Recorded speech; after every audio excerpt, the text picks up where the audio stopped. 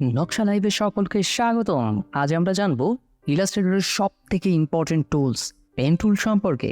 তাহলে চলুন দেখা যাক।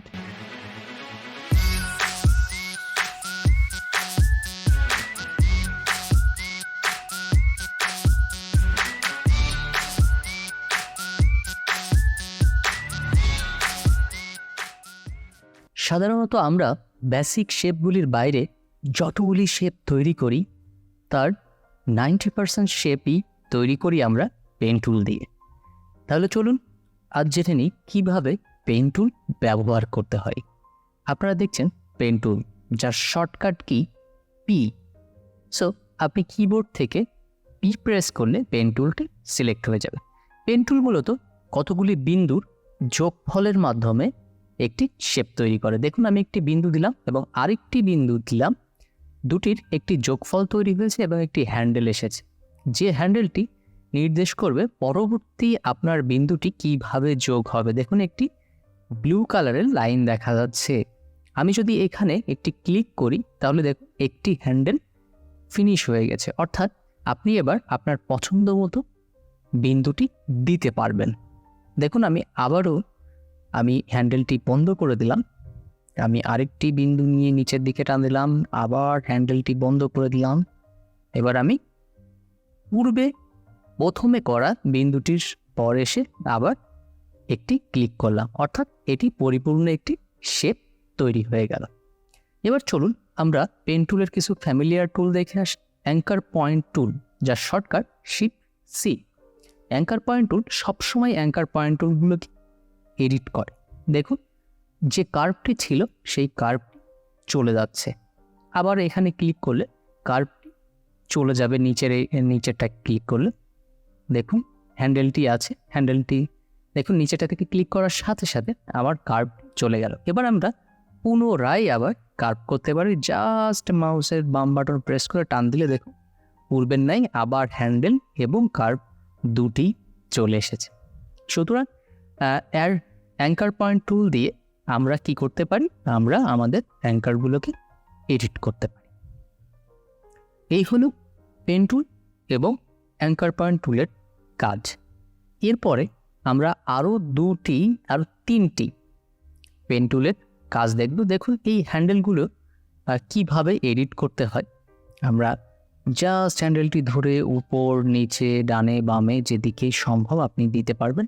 শুধু যদি আপনি চান একটি, তখন শুধুমাত্র একটিই হবে, আর যখন আপনি চাইবেন দুটি হ্যান্ডেল একসাথে করতে তখন দুটি।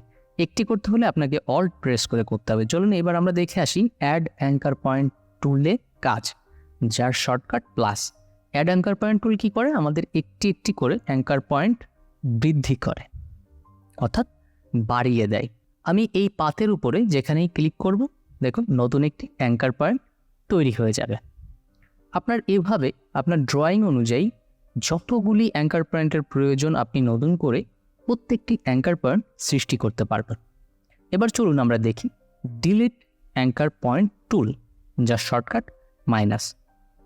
অর্থাৎ এখানে আপনি আপনার প্রয়োজন মতো অ্যাঙ্কার পয়েন্ট ডিলিট করতে পারেন, অর্থাৎ আপনি বাদ দিতে পারেন। দেখুন, যেখানে অ্যাঙ্কার পয়েন্ট নেই সেখানে ক্লিক করলে এই কাজটি হবে না। সুতরাং যেখানে অ্যাঙ্কার পয়েন্ট আছে সেখানে ক্লিক করলে দেখুন অ্যাঙ্কার পয়েন্ট চলে গেছে। দেখুন, সুতরাং আমরা দেখলাম অ্যাড অ্যাঙ্কার পয়েন্টে একটি করে অ্যাঙ্কার পয়েন্ট বাড়ে এবং ডিলেট অ্যাঙ্কার পয়েন্টে একটি করে অ্যাঙ্কার পয়েন্ট ডিলেট হয়।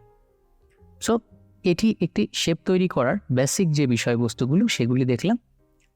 চলুন এইবার আমরা দেখব একটি স্কেচ আমি আগে থেকেই করে রেখেছি, সেটিকে কিভাবে ড্রয়িং করতে হয়।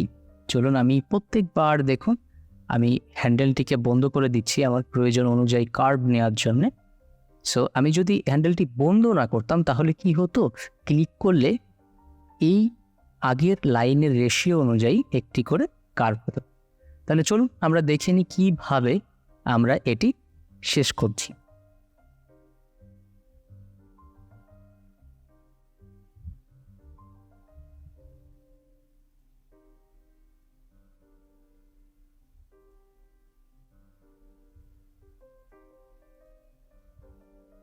তাহলে চলুন এইবার আমরা আইড্রপার টুল দিয়ে একটু কালার দিয়ে নিচ্ছি এবং প্রতিটি পাতা এবং গাছের আলাদা আলাদা কালার দিব আমরা। সুতরাং আপনারা দেখলেন কিভাবে একটি পেন টুলের সাহায্যে আমরা একটি পোস্টার তৈরি করে ফেললাম। আশা করি আপনারা পেন টুলটি প্র্যাকটিস করবেন এবং এর থেকে আরও ভালো ভালো কাজ করবেন এবং নেক্সট টাইম টিউটোরিয়ালে আমরা আরও ভালো ভালো কাজ করব পেন টুলে। তত সময় আমাদের সঙ্গেই থাকুন। ধন্যবাদ সকলকে।